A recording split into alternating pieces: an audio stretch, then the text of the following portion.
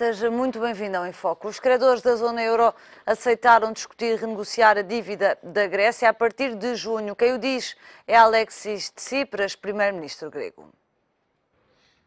Alexis Tsipras quer um compromisso honesto com os credores internacionais. O primeiro-ministro grego foi esta segunda-feira ao Parlamento para explicar as medidas que estão a ser negociadas com Bruxelas.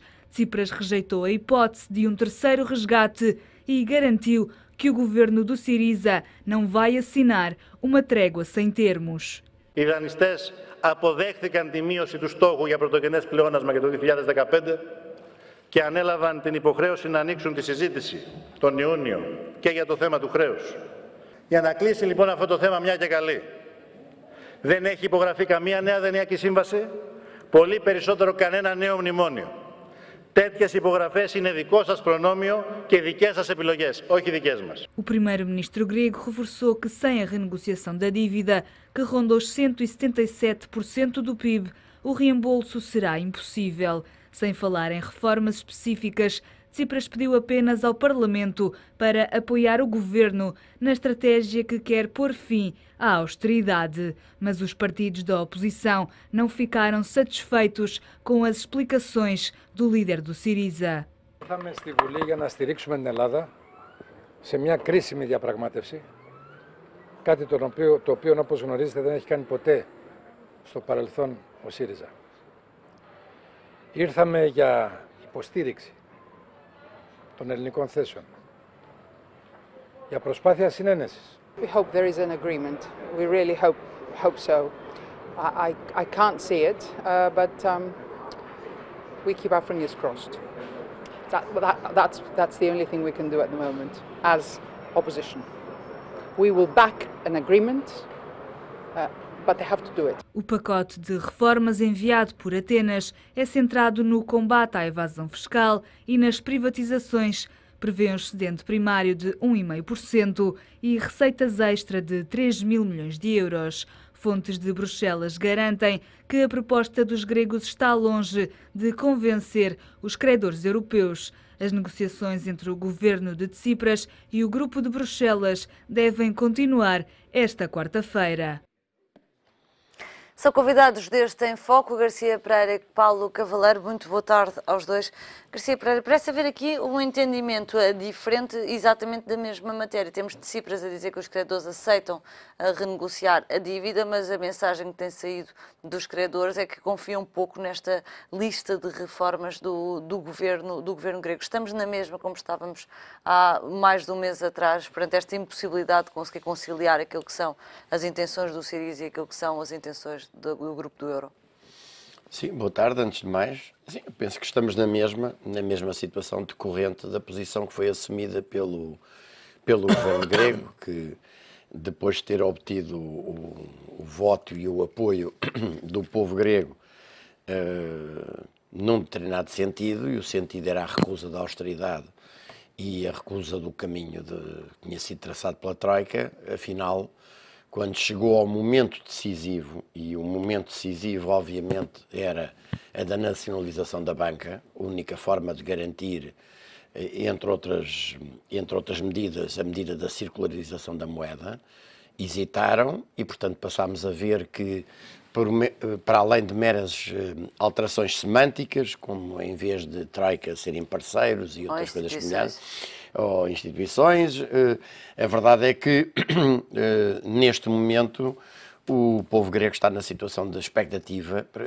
verificar se, efetivamente, aquilo que lhe foi prometido é para ser cumprido ou não, porque se não for, não tenho a menor dúvida que o povo grego, que ao longo de milénios tem sempre mostrado uma grande firmeza e um grande caráter, vai tirar daí as devidas conclusões. A verdade é que em fevereiro, ou no final de janeiro, início de fevereiro, estávamos a discutir posições altamente extremadas e com um tom até naquilo que era dito fora das reuniões, sobretudo entre a Grécia, por Varoufakis e também por Tsipras, eram afirmações muito difíceis de encaixar por parte da Europa. Neste momento já estamos a discutir excedentes das contas públicas, já estamos a discutir percentagens, já estamos a ter uma discussão que parece... Ou seja, estamos a discutir no campo da Troika. Exatamente. Ou seja, é isso que estou a perguntar.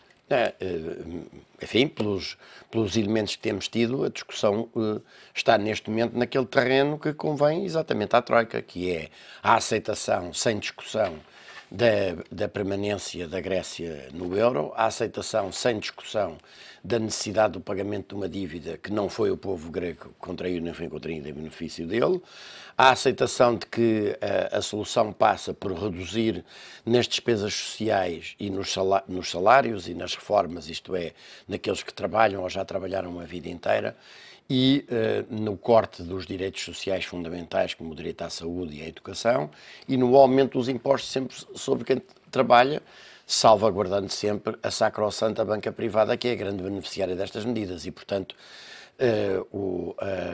a tragédia grega que se perspectiva é a traição grega, mas queria dizer que a história não acaba aí, pelo contrário.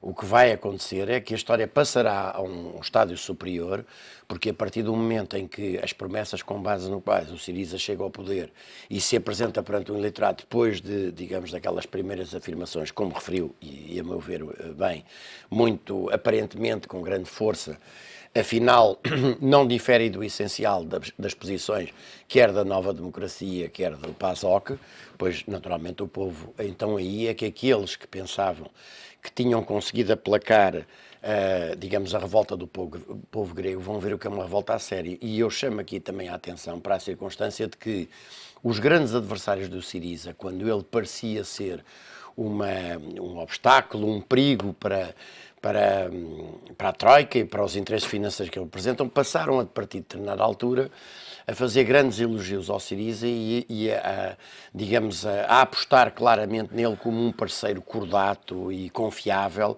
para fazer passar as medidas que precisamente os povos da Europa têm de rejeitar. Ora, o povo grego vai seguramente repudiar esse tipo de conluio. Paulo Cavaleiro, muito boa tarde.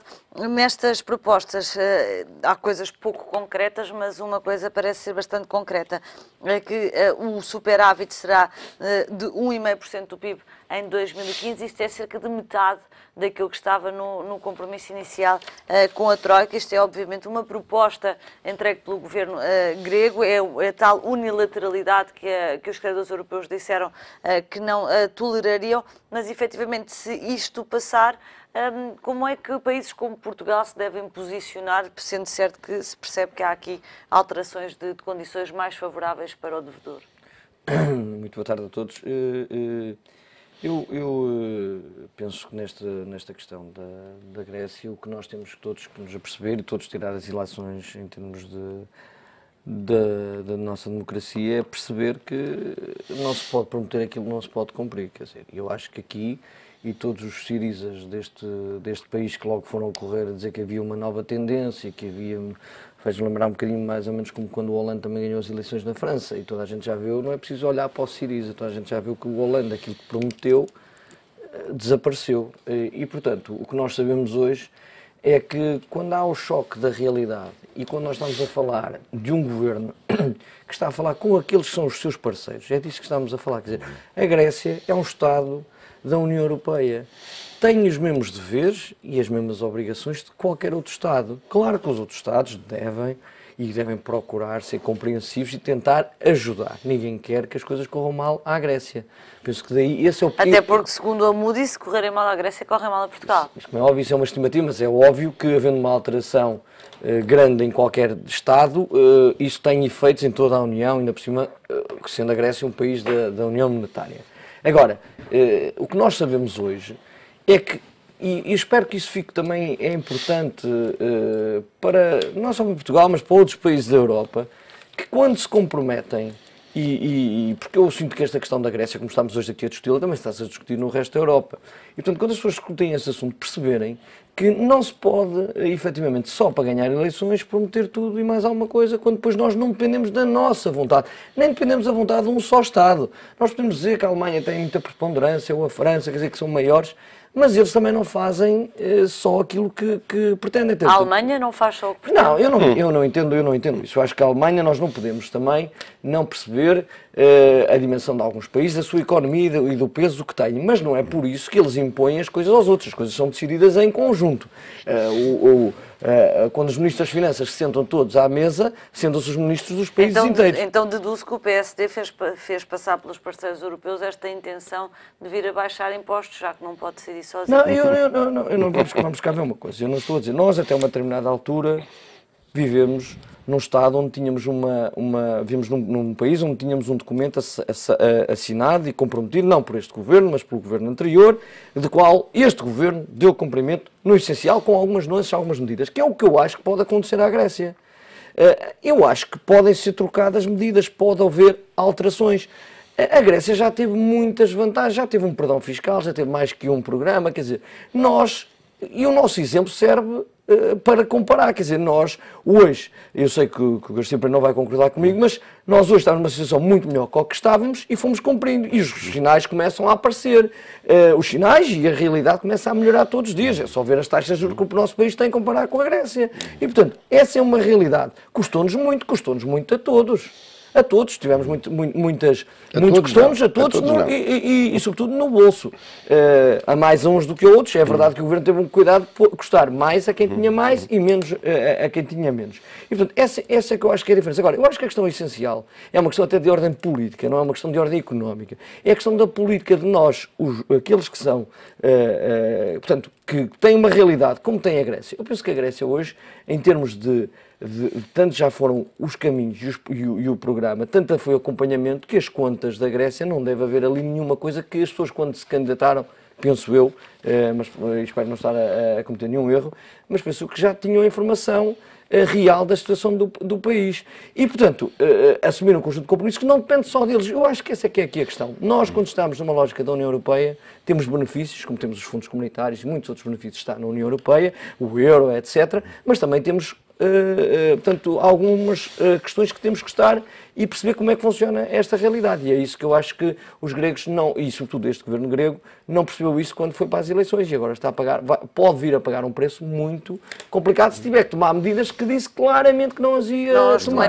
Garcia Pereira, não resiste a pedir um comentário também, aqui é um tema levantado pelo Paulo Cavaleiro que tem a ver com a questão Hollande e depois desta segunda volta nas eleições em França.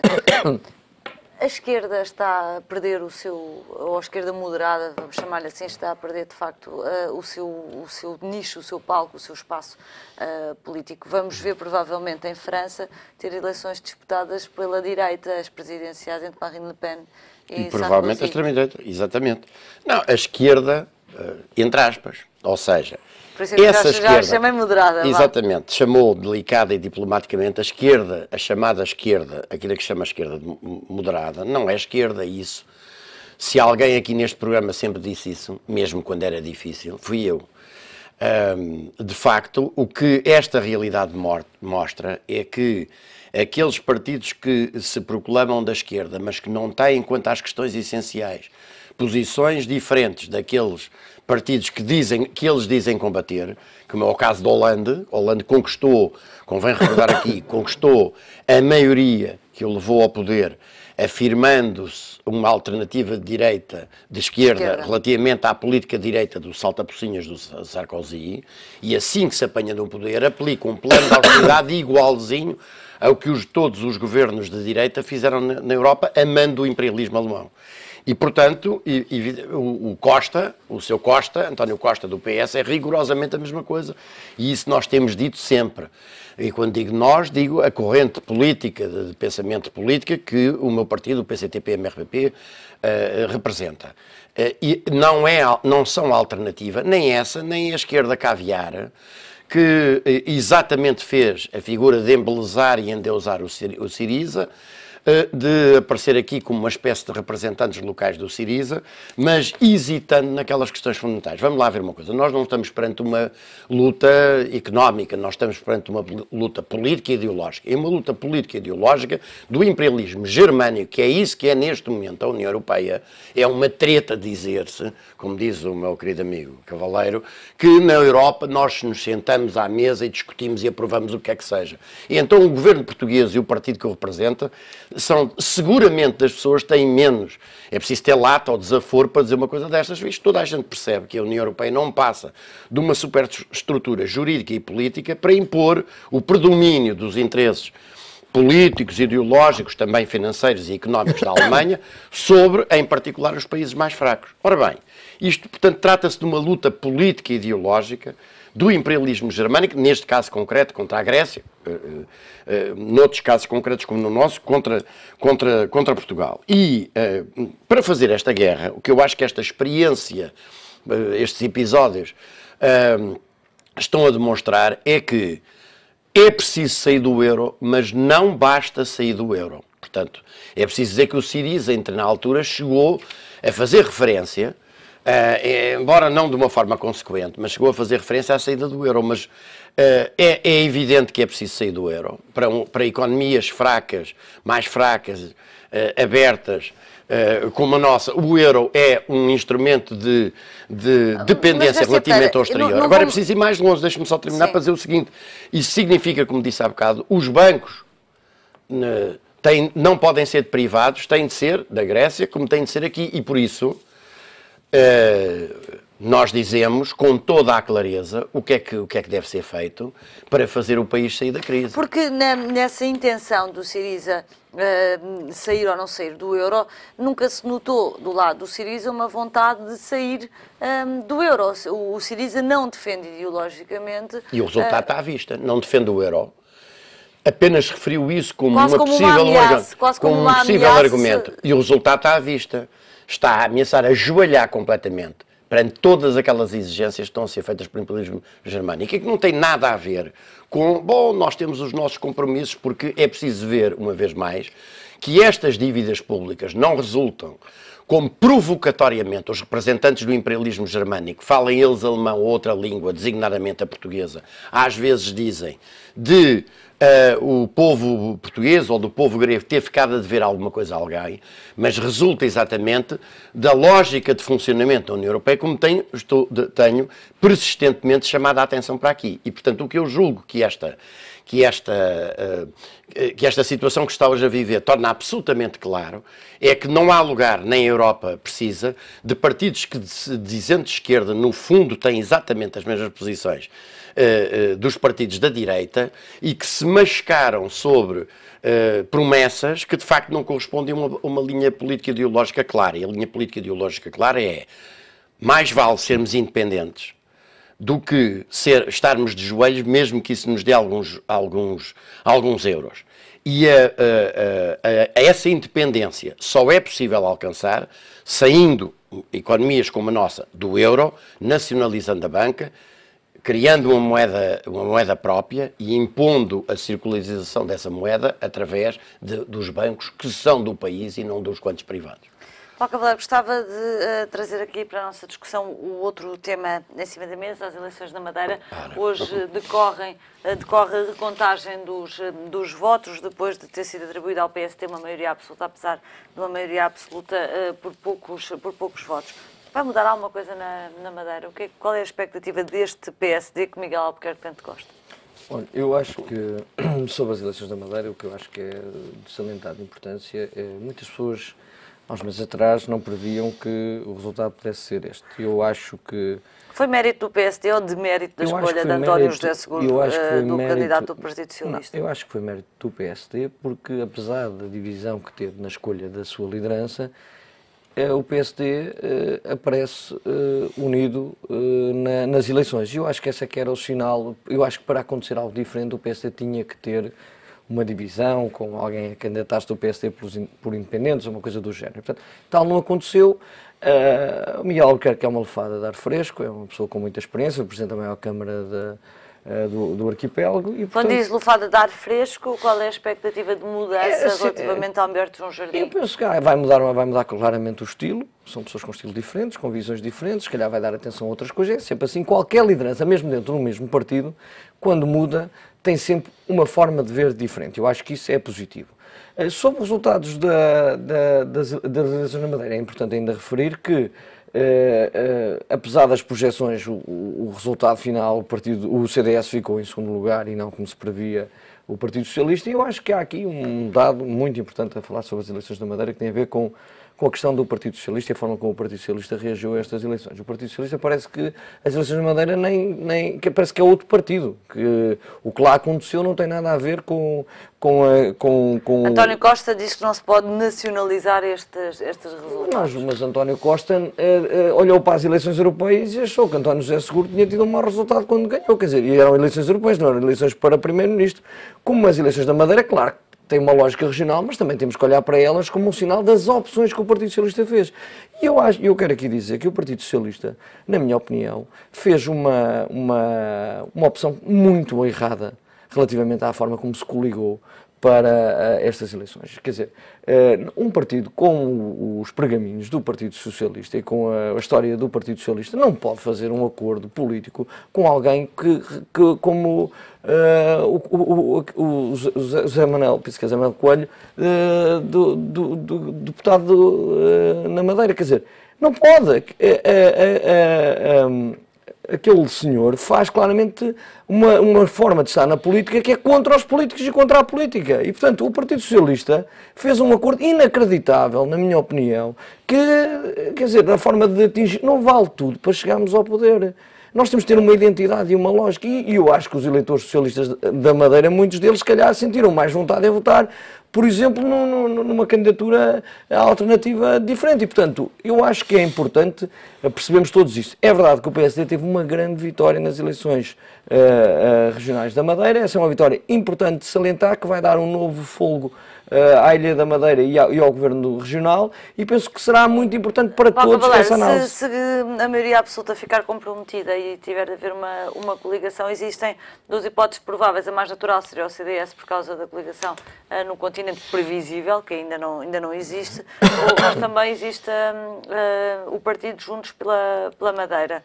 Juntos pelo Povo. Juntos pelo povo da Madeira, peço... Exatamente. Juntos pelo Povo. Juntos pelo Povo, peço desculpa e obrigada pela correção. Acontecendo um cenário destes, dificilmente poderá haver outra opção que não o CDS, ou consideram, não é? Sim, eu acho que sim. Para já esse cenário não se coloca, eu acho que, sinceramente, não temos informação sobre isso, mas acho que não deverá existir grandes alterações. Mas acho que é um cenário que os órgãos regionais têm que analisar. Nós temos uma coligação com o CDS aqui, mas na Madeira pode haver um outro entendimento. Eu acho que a autonomia também é isso, é nós respeitarmos aquilo que são as decisões daqueles que representam os órgãos regionais. Mas provavelmente cai mal, se não for o CDS. Eu sinceramente, eu acho que a realidade é uma realidade. Nós nem sempre estamos de acordo com aquilo que o CDS, temos um acordo essencial para governar o país, e mesmo assim muitas vezes eles têm uma opinião, nós temos outra, e eu até acho que isso é positivo muitas das vezes para chegarmos a outras propostas. São duas visões que fazem um equilíbrio. Eu acho que isso também é importante muitas vezes nas decisões que tomamos. Garcia Pereira, pode-se nacionalizar os resultados do que aconteceu na Madeira ao continente? O António Costa tem razão, uma coisa é a Madeira, outra coisa é o continente. Indiscutivelmente que as eleições regionais têm características próprias e têm designadamente taxas de abstenção próprias, razoavelmente diferentes daquelas que se verificam para os atos eleitorais de caráter, digamos, nacional, sejam as autárquicas, sejam as legislativas. Agora, eu queria, relativamente a estes resultados eleitorais, salientar o seguinte. Primeiro, a abstenção, que é muito grande, derivado de uma posição muito forte de desilusão e de crítica relativamente àquilo que tem sido a direção política na região, aumentada pelo facto do Presidente da República ter cirurgicamente escolhido o Domingo de Ramos, em que é um dia que se sabe que tradicionalmente muitas famílias da região autónoma da Madeira vêm ao continente passar esses dias com pessoas de família aqui no continente. Com a abstenção, introduz aqui uma distorção completa da democracia, porque a verdade é que, a manterem-se aqueles resultados, ainda estão a decorrer os trabalhos da Assembleia de Apuramento Geral, um partido tem cerca de 1/5 dos votos dos inscritos, consegue maioria absoluta no Parlamento. E, portanto, isto mostra bem a distorção completa que daqui decorre, em primeiro lugar. Segundo lugar, a Madeira está à beira da catástrofe. E o Miguel Albuquerque foi eleito sem ter aberto a boca sobre aquilo que ele vai fazer a seguir. E que, tendo a posição que tem, vai mesmo fazê-lo, e é preciso dizer-lhe, peço-lhe imensa desculpa, de 30 segundos para dizer isto. O PAEF, o Programa de Ajustamento Económico e Financeiro da Madeira, que é o acordo da Troika para a Madeira, prevê o despedimento de 30 mil funcionários públicos a partir de janeiro próximo. O PAEF prevê que das receitas fiscais da região, metade, mesmo terminar, certo, mas deixe-me só dizer isto, 800 milhões de euros são as receitas fiscais, 400 milhões têm de ir para o pagamento do capital e dos juros da dívida pública que o Dr. Alberto João Jardim deixou, que ronda, em termos reais, os 10 mil milhões de euros. Ora, os outros 400 milhões de euros não dão sequer para pagar o funcionamento dos serviços de saúde e de educação na Madeira, que custam 650 milhões de euros. Portanto, é muito fácil de perceber o que é que vem por aí fora. O que vem por aí fora é um agravamento brutal do desemprego, que já tem a maior taxa de desemprego de todo o país, o aumento dos impostos, como o IVA, o IRS e o IMI, e o corte nas pensões e nos salários. Numa região que é hoje a fome, miséria e desemprego, aquilo que espera neste momento os madeirenses e os portugueses é um programa de cataclismo social que foi escondido a eles e que agora eles vão Garcia se Pereira, ver temos para mesmo não estava que no phasing terminar. out O dos Enfoque fundos fica por comunitários. aqui.